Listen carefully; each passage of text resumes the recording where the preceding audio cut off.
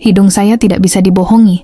Setiap kali Dimas masuk ke kelas ada aroma aneh yang menguar dari seragamnya. Bukan bau keringat matahari khas anak laki-laki habis main bola. Bukan juga bau parfum murah yang menyengat. Ini bau kimia, tajam, menusuk. Campuran antara bau alkohol, karbol lantai, dan sedikit bau amis yang samar. Teman-temannya sering menutup hidung kalau Dimas lewat. Dimas mandi nggak sih? Baunya kayak rumah sakit angker. Jangan-jangan dia ngelem, menghirup lem di gudang? Atau dia abis main di tempat pembuangan limbah? Selain masalah bau, Dimas punya catatan merah di buku absensi. Dia adalah raja bolos jam terakhir. Setiap pukul 3 presin, saat guru lengah sedikit saja, kursi Dimas sudah kosong. Tasnya hilang. Orangnya lenyap, dia kabur loncat pagar belakang. Guru BK sudah sering memanggilnya. Surat peringatan sudah melayang ke rumahnya, berkempa kali, tapi tidak pernah ada orang tua yang datang. Dimas sendiri selalu diam 1000 bahasa kalau ditanya kenapa dia kabur. Dugaan kami para guru semakin liar. Pasti dia gabung geng motor. Pasti dia nongkrong di warkop merokok mabuk-mabukan. Baunya itu loh, mencurigakan. Pasti narkoba oplosan. Siang itu, saya bertekad menangkap basah dia. Jam 13.05, saya mengintai di dekat pagar belakang sekolah yang bolong. Benar saja, Dimas muncul.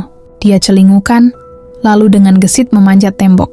Saya langsung menyergapnya begitu dia mendarat di sisi luar. Dimas, mau lari kemana kamu? Dimas kaget setengah mati.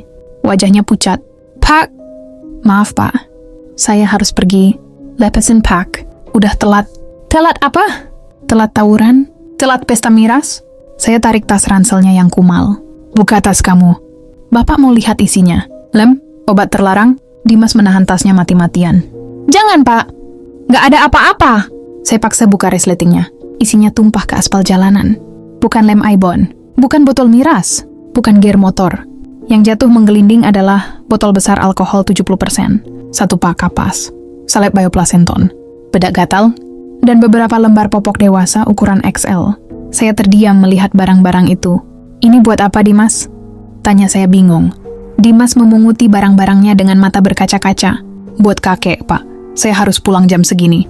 Kakek udah nunggu. Karena penasaran saya tidak membawanya kembali ke sekolah. Saya menyuruhnya naik ke motor saya. Tunjukkan rumah kamu. Kami sampai di sebuah rumah petak sempit di pinggir kali. Begitu pintu dibuka, bau yang selama ini menempel di baju, Dimas langsung menampar wajah saya 10 kali lipat lebih kuat. Bau karbol, bau obat, dan bau kotoran manusia. Di atas kasur tipis di ruang tengah, terbaring seorang kakek tua. Tubuhnya kurus kering tinggal tulang. Kakinya kaku, lumpuh. Kakek buang air ya? Maaf ya, Kek. Dimas telat dikit tadi ketahuan guru, ucap Dimas lembut. Tanpa mengganti seragam sekolahnya, Dimas langsung bekerja. Anak SMP yang kami tuduh preman itu, dengan cekatan mengangkat tubuh kakeknya yang berat. Membersihkan kotoran di popoknya tanpa rasa jijik. Lalu dia melakukan hal yang paling menyayat hati. Dia memiringkan tubuh kakeknya. Di punggung kakek itu, ada luka besar menganga, luka baring dekubitus, yang bernanah. Itulah sumber bau amis itu. Dimas menuangkan alkohol ke kapas. Dia membersihkan nanah itu. Dia mengoleskan salep dengan telaten. Kakeknya hanya bisa mengerang pelan. Tahan ya, Kek.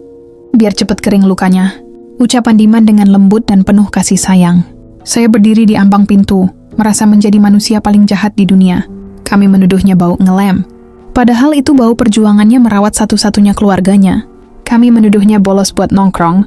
Padahal dia lari berpacu dengan waktu sebelum luka. Kakeknya infeksi karena telat, diganti perban. Dia kehilangan masa remajanya. Dia kehilangan waktu mainnya. Tangannya yang seharusnya memegang stik PS, kini terbiasa memegang kapas bernanah. Saya mendekat, membantu memegang botol alkoholnya. Besok, Bapak izinkan kamu pulang cepat 15 menit. Lewat gerbang depan. Gak usah loncat pagar lagi. Dimas menatap saya, air matanya menetes. Makasih, Pak. Jangan pernah menghina murid yang badannya bau aneh. Mungkin dia baru saja memeluk surga di rumahnya. Kisah Dimas mengingatkan kita, jangan merendahkan hamba yang sedang diuji Allah dengan cara yang tidak kita pahami. Boleh jadi bau yang kita jijikkan adalah aroma sabar dan bakti yang sedang dicatat sebagai pahala.